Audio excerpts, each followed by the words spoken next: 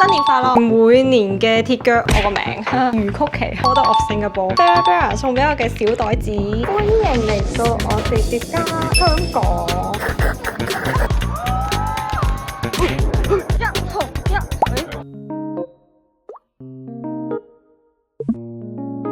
Hello， 大家呢條片出嘅時候呢，應該就啱啱好過咗農曆新年啦。先喺度祝大家新年快樂，蛇年行大運。今年我哋都會翻香港過年嘅，而家呢，我就執緊行李，準備聽日收工就直接出翻去機場。喺我執緊行李嘅時候呢，就突然間醒起可以同大家 share 下我哋會買啲乜嘢翻香港俾屋企人同埋朋友。因為我每次翻香港呢，都拗爆頭，唔知買咩好，但係其實我都幾 enjoy 呢個過程。一嚟我個人好中意試新嘢啦，特別係嘢食。平時得我同阿出兩個人呢，其實就唔係食到好多嘢。我哋上年咪留咗喺新加坡過年嘅，買咗一底蘿蔔糕，結果擺到過期都未食晒。二嚟我覺得藉住買手信呢樣嘢呢，其實係可以更加了解到一個人嘅。尤其是我哋唔係可以成日見到屋企人同埋朋友啦，每個人嘅喜好都會隨住年紀、習慣同埋時間而改變。你印象中佢以前中意食嘅嘢，或者而家已經唔同咗。就好似我咁，我以前係唔食魚㗎，但係近呢一兩年呢，我又 OK 喎，都幾中意食喎。唔好意思，扯遠咗少少。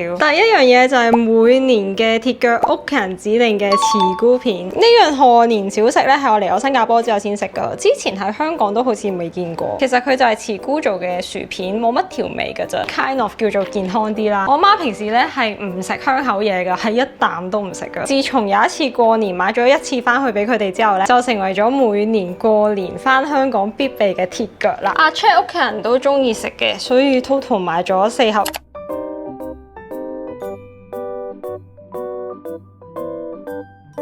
第二樣係我今年新發掘嘅一個手信，叫做 U Cookies， 我個名余曲奇。即係曲奇餅咧，就係我上次喺大家先買日行嗰個叫做咩咧？新年 market 嘅時候見到嘅，佢就係咁樣細細罐嘅啫。我買佢嘅原因咧，就係佢聲稱自己都係用一啲比較健康嘅方法整啦，同埋低糖啲，係一隻 guilt free 嘅曲奇餅。食完之後咧，都唔會覺得死啦！我頭先食得太多甜嘢，好似好肥咁樣。佢有好多隻味嘅。我去買嘅時候咧，好多味都已經賣晒啦。咁我最後就買咗海鹽開心果、Earl Grey 普洱。我覺得佢隻味道係幾適合配茶飲嘅咯。呢啲唔係太甜嘅零食咧，屋企人同埋朋友應該都幾中意嘅。我手上邊拎住呢堆小袋子咧，就係佢哋買每個曲奇都會送嘅一個袋。橙色個就係佢哋過年嘅特別版啦，而左手邊呢個咧就係平時你去買曲奇佢都會送俾你嘅一個袋。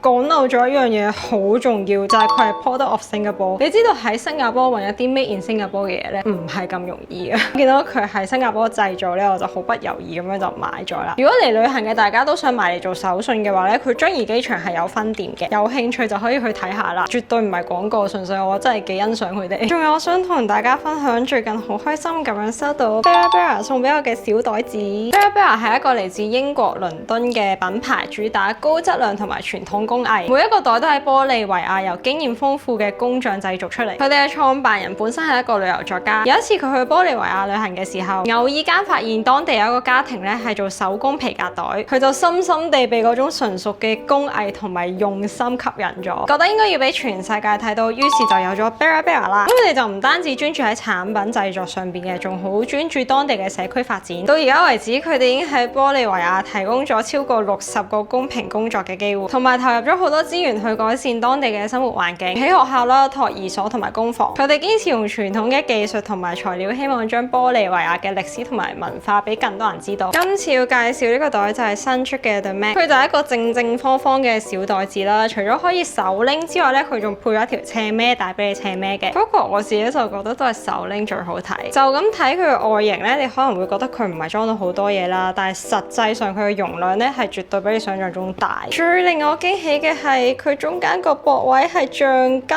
嚟㗎。我唔知大家有冇用過類似嘅袋啦。通常呢類型嘅袋中間個膊位咧都係一啲冇彈性嘅布或者皮。當你要伸隻手入去拎嘢嘅時候咧，可能會有啲困難。但係呢個袋咧就完全冇呢個問題啦。橡筋嘅設計咧可以令到個開口開到最大。伸隻手入去拎嘢嘅時候咧，個拉鏈位都唔會刮到隻手。咁做埋大家最在意嘅容量測試先。我將我平時出街會用嘅嘢擺晒入去之後咧，發現佢頂層呢個位仲有少少空位喎。之後我就將我平時孭背囊先會帶嘅風扇掣擺埋入去，大約係我手掌 size 咁大啦。擺咗入去之後拉埋拉鏈都完全冇爛到。我自己都係第一次用呢款英倫 style 嘅袋，估唔到又比想象中好襯喎。呢隻啡紅色都算係比較大路同埋沉穩，個人覺得襯翻啲秋冬 look 會比較好睇，所以我今個新年咧係會帶埋佢翻香港逗利是噶。嚟緊情人節 Burberry 仲有 Double the Best Double the Love 嘅 campaign， 第二個袋係會有半價優惠噶，想入手嘅話就千祈唔好錯過啦。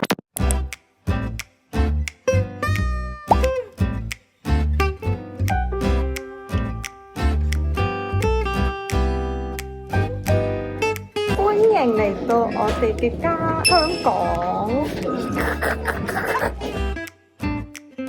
我哋落機嘅時候已經9點幾啦，所以喺機場食埋嘢先翻去市區。今日係年29，今年都係冇年30噶。今日年29，聽日就係初一啦。落機就飲多一杯熱奶茶都係開心嘅。今晚唔使瞓啦，不過兩個人嘅團年飯。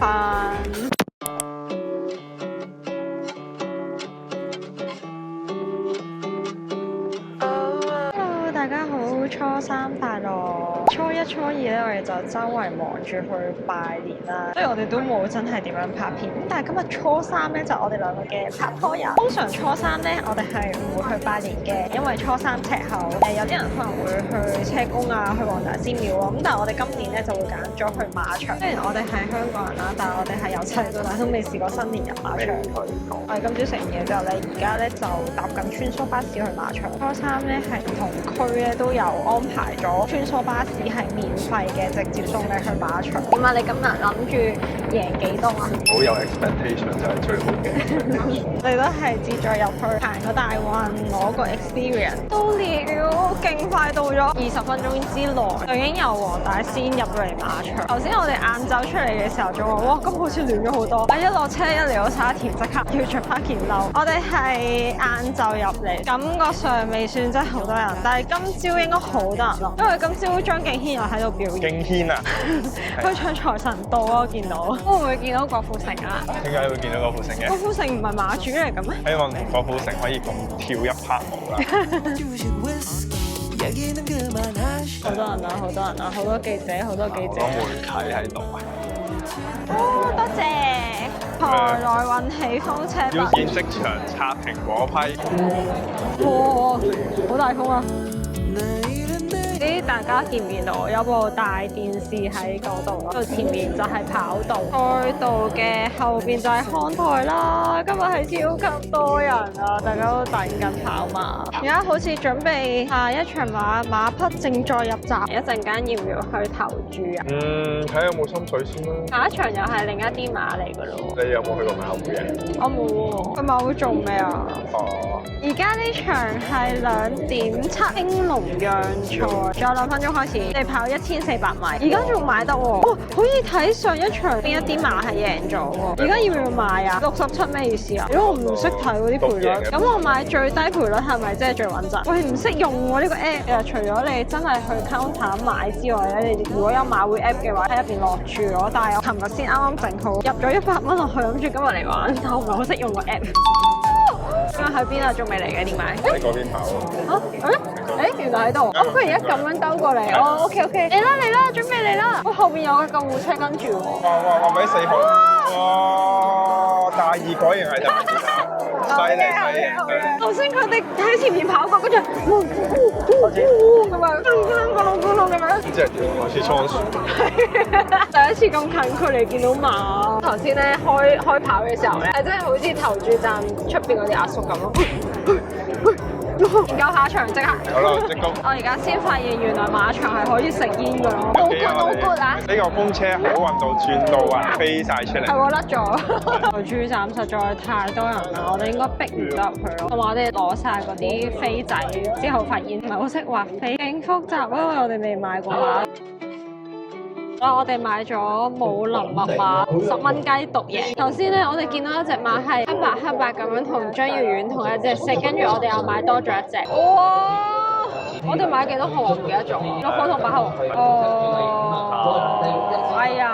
好厚喎！我哋買嗰兩隻暫時係包尾。咦？唔係喎，8號上翻去咯喎。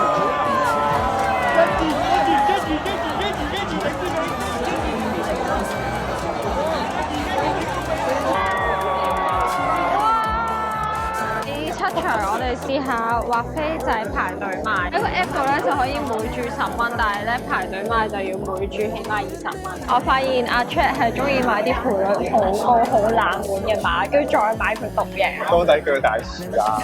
識唔識㗎你？我中意買啲賠率低啲、穩陣啲嗰啲。買了唔小心買多咗一張6合彩，好搞笑！我哋去 counter 都可以買錯1號1，哎呀，總之買1號獨贏啦，佢勁快喎！開頭快入隊咩嘅？啊，你跑去終點邊個？我睇唔到邊個贏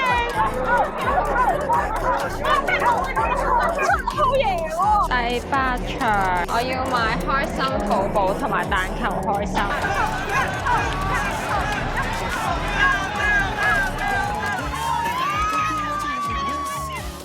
開心寶寶贏咗啊！有嘢！我見到佢賠兩10幾倍，覺得冇機會，點知佢贏咗。跑馬同做人一樣，開始嘅時候啊，邊個先邊個後唔緊要，最緊要係最尾。最尾係真係啲排位可以完全唔同晒。咁你話結果論嘅人咯？過程都好緊要嘅喎。係緊要嘅，緊要嘅。我哋而家so far睇咗幾多場？3、4場。4場。我仍然係俾佢哋喺我面前跑過嘅時候，會震撼到我咯。咁樣千軍萬馬嘅感覺。我哋已經喺馬場大戰完300個回合啊！俾大家睇下我今日嘅戰績啦。我運氣今日都唔差喎，總共贏咗300幾蚊港紙。咪話贏馬嘅話，新一年財運會好啲啊！嗱，我哋轉咗風車，希望新嘅一年就順順利利啦。而家我哋出翻沙田去食呢間台式火鍋，超多人排隊，我哋排咗成粒鐘先食到。係嗰啲飲食自助餐嚟嘅，價錢唔係好貴啊，300蚊左右一個人。但佢有好多嘢食，佢連呢啲冷泡茶都有啦，佢有好多台式小食啊，滷肉飯、麵線、夜市香腸啊，所有炸嘢都有，感覺上都幾抵食。叫做山見台式火鍋，人哋通常嚟食飲食打邊爐就嗌勁多肉啦，但我哋係偏向食好多菜，因為香港啲菜真係好食啲。